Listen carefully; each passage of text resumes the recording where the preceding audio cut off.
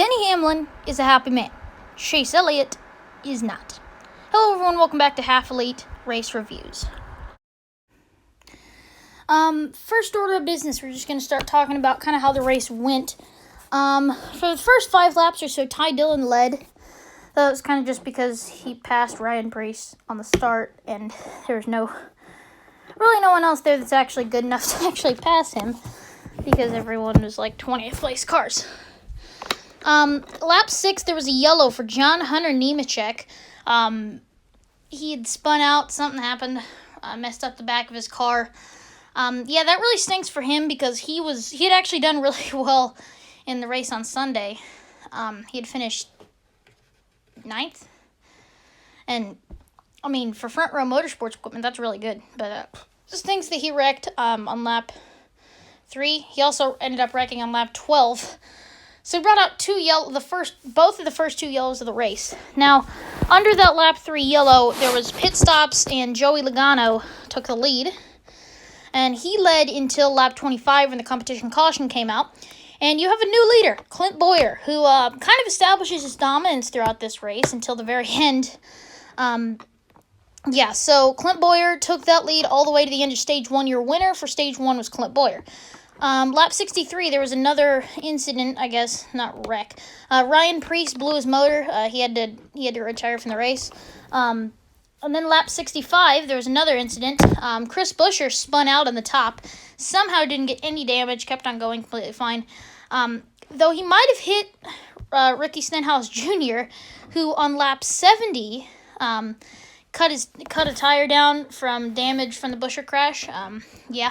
Anyways, and on those pit stops, you had a new leader, Martin Truex Jr. on lap 72. Then lap 92, Ryan Blaney got his Darlington stripe with a heavy contact with the wall.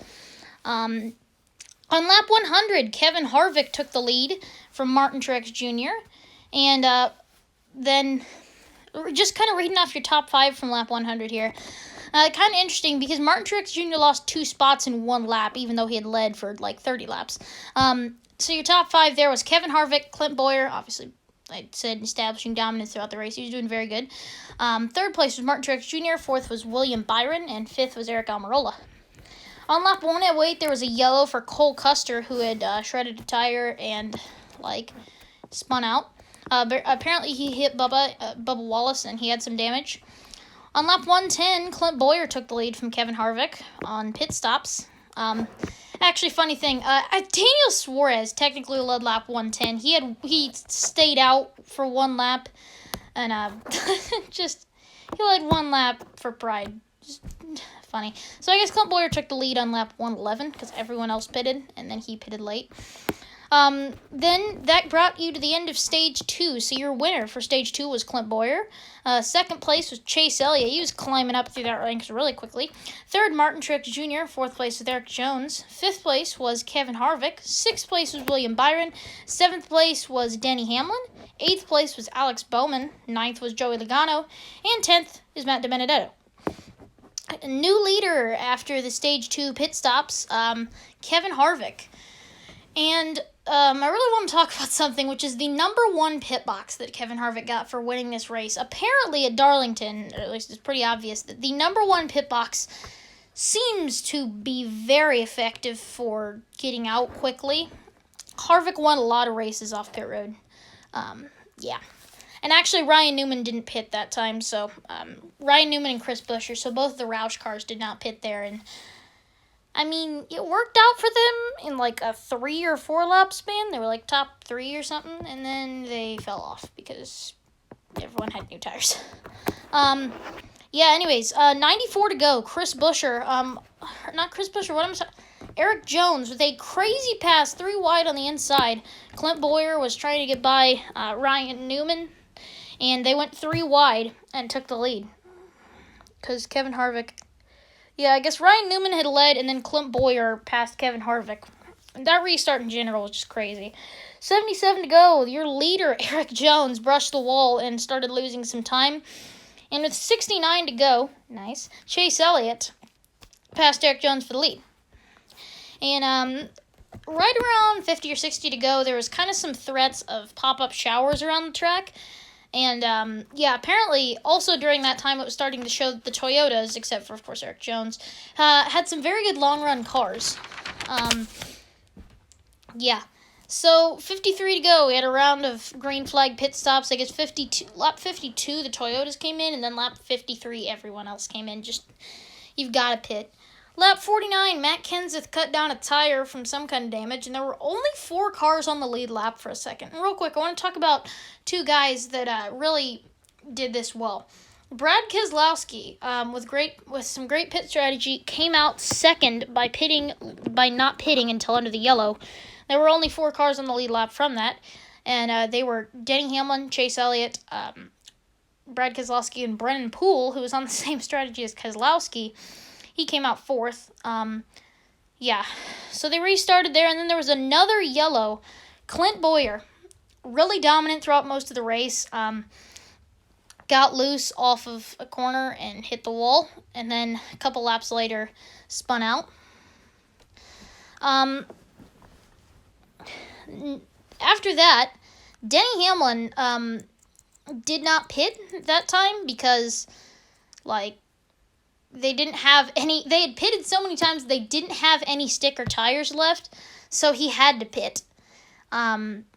He had to not pit, or it wouldn't really help him. He'd be putting on scuffed tires. He'd be taking off scuffed tires and putting on scuffed tires. Yeah, and then Kevin Harvick was first off pit road again. Then with 28 to go, Chase Elliott got absolutely turned by Kyle Busch. Just came up right in front of him. Kyle Busch said he misjudged it. I believe him. I definitely think that was a very bad misjudgment, and Chase Elliott has come out on the bad end of a lot of incidents. Gosh dang, does it suck. But yeah. After that, they came back around again, and Chase Elliott gave Kyle Busch the finger. Yeah, definitely going to be some kind of repercussions for that. Probably going to be a fine or something. Yeah. Anyways, so with 20 laps to go, they were still under yellow. They brought them down pit road because of those pop-up showers. They had gotten around the track, started raining a bunch. And yeah, they brought them down, and that was the end of the race. During the rain delay, there was a fox on the track. So, yeah, this is Fox covering a fox. We are live streaming, not streaming. We are showing you a fox. I don't know. Anyways, I probably got a fox on the screen right now, so you can see it if you want. Yeah, 10:50-ish. They called the race. Didn't take too long. I mean, it was like 10 minutes. Yeah, so your winner, Denny Hamlin. Very good pit strategy. Not pitting and having worse tires apparently was the best move for him, which worked out. Second place, Kyle Busch. Third place, Kevin Harvick. Fourth place, Brad Keselowski. Fifth place, Eric Jones. Sixth, Joey Logano.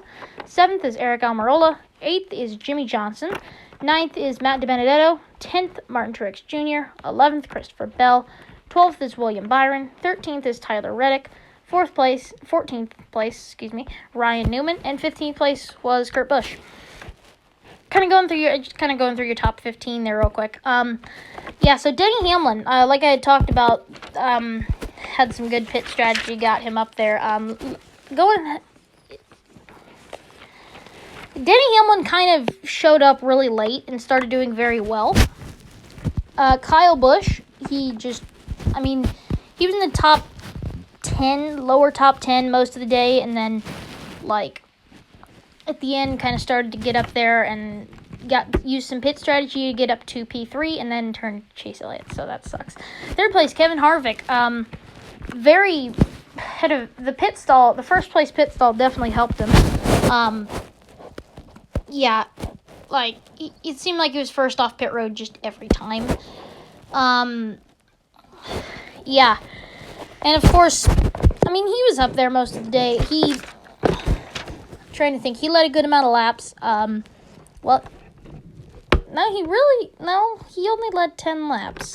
Yeah, Kevin Harvick only led 10 laps all day, but he was up in the mix most of the day. He finished 5th in stage 2. I didn't write down the results for stage 1, dang it. Yeah. 4th place, Brad Keselowski. Did not have a great car the whole day. He was probably 10th or 15th, somewhere in that range most of the time. And then used that pit strategy by not pitting to get everyone a lap down. Then everyone got the wave round, which put him in 2nd place on the restart. So very good job for Brad Keselowski. Finishes 4th. 5th place, Eric Jones. Obviously had that damage that took him out of the lead. He definitely could have done a lot better if it wasn't for hitting the wall there. And it still took a long time for Chase Elliott to get back up to him. 6th place was Joey Logano. He didn't do great in the race on Sunday and really wasn't much of a factor today. But pit strategy, getting off pit road quickly, and I guess just driving well at the end got him up to 6th. 7th place was very quiet Aric Almirola. Really, trying to think. He didn't place in stage 2. I don't think he placed in stage 1. Just, again, kind of a Joey Logano situation there where he got up near the end. 8th place, Jimmy Johnson, also very quiet. Very, very quiet. Definitely wasn't as fast as he had been on Sunday, but at least he didn't wreck at the end of stage 1 and he was about to win. But got a very good job for him. Jimmy, he's in the top 16 in points. He just needs consistent finishes. I think his problem is he'll run up front most of the day and then have an incident where he wrecks or he'll lose a bunch of time and he'll have to end up finishing 15th in a day where he most of the time ran 5th. And it's sure, 5th gets you 5 points for stage points or whatever, or 10, because 2 stages. But, the finishing position is mainly what matters.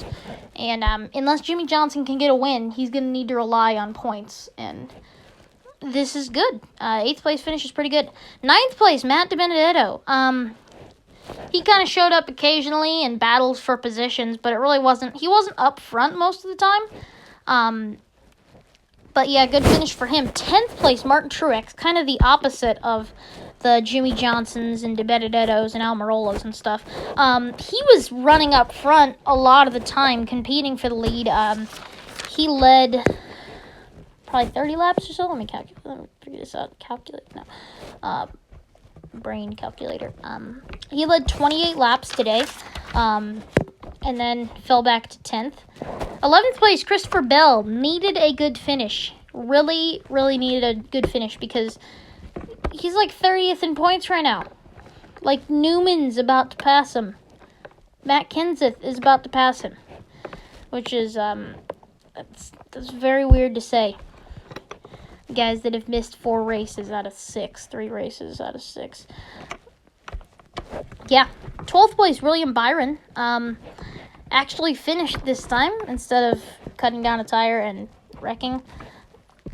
Pretty good day for him. He wasn't much of a factor, but just kind of hung around there, finished well. I guess kind of near the beginning, he had some flashes of brightness at top.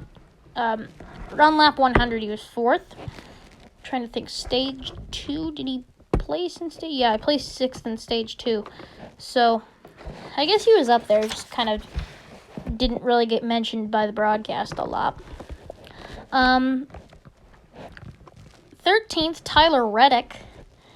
That's definitely not the position he was wanting based on the stuff that he had done on Sunday, but I still think a pretty good run for him. He's probably, as of right now, he's probably one of the biggest Rookie of the Year contenders. Doing very good in the Rookie of the Year standings. 14th, Ryan Newman. He finished 15th on Sunday, so just kind of very consistent finishes. This is what he needs to do, though. He needs to do this consistent top 15 thing and then occasionally get up there a little more. 15th, Kurt Busch, not the finish he was looking for. Definitely did a lot better on Sunday. Fell from 3rd to 15th in terms of finishing positions. Wasn't helped by the inverting of the field, but then again, he had 500 kilometers to catch everyone. 200 whatever laps. I guess not full 500K. They called it late. They called the race early, but you know what, whatever. Some more interesting stories. Clint Bowyer finishing 22nd after having a very good race. He, like, I don't know. He just been running most of the race really well, but, like, you've got to be in the race at the end to do well, I guess. Trying to look through here. Matt Kenseth, 30th, 2 laps down. I don't know what to say about that. I mean, it's not great, but, like, I don't know. Yeah, he had wrecked late, trying to figure out, 49 to go, he cut down a tire, and, yeah, that was the thing that left 4 cars in the lead lap, and then just kind of ruined his race. Looking through here, we've got Brennan Poole, DNF'd, finished 37th. Funny, I don't know what caused him to DNF. Like, he had the pit strategy that got him out 4th, and just, I don't know why he DNF'd, what happened, I'm not sure. Maybe he got some damage that they just didn't say. But on the broadcast, they never said anything about Brennan Poole having any problems, and just apparently he DNF'd. 38th place, Chase Elliott. It just keeps coming out on the wrong side of things. There's Denny Hamlin, Martinsville, then there's this. I'm trying to think what else. There's been other things, but, like, I mean, this year, Chase Elliott's just been having problems with finishing races, and that wasn't even his fault. Typically, it's either his fault or his crew's fault or mechanical failure or something. That was another driver turning him. I'm sure that something will happen whenever we get to Charlotte or Martinsville or Bristol or something, whenever those next races come around. I'm sure we're going to get some kind of payback from Chase Elliott, but I don't know. 39th place, your last place finisher, Ryan Preece, blew his engine early. Trying to figure out what lap was that.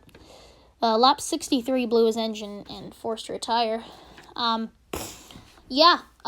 Just going to rate this race. I think it was a very, very good race. I give it a 90 out of 100.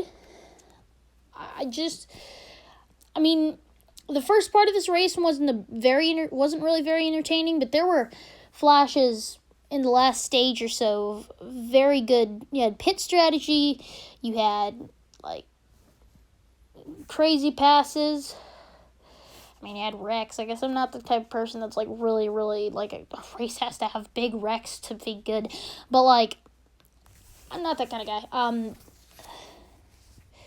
Trying to, like, I mean, rain delays, I guess. I mean, it's not really fun. You had a fox on the track. I don't know. It's just, I don't know. But yeah, anyways, that's my opinions on the Toyota 500. I'm going to be watching the Xfinity race today at noon. That's 2 hours from now, as of when I'm recording this. I'm going to be watching that. Going to give some short opinions on that. It's not going to be a full 20-minute video or whatever this is. Just something shorter. Just quick opinions on the race. I don't pay much attention to the Xfinity series. Just I want to watch whatever racing there is, because racing and live sports in general are very fun. And now we actually have the channels now, because we got AT&T TV and we have Fox Sports 1 now. So now I can watch Xfinity races and occasionally truck races if they're on Fox Sports 1. Anyways, thank you guys for watching. This has been Half Elite signing off. Remember to like, subscribe, hit the bell to be notified when I post a new video. Thank you for watching. I will see you in the next one. Bye, everyone.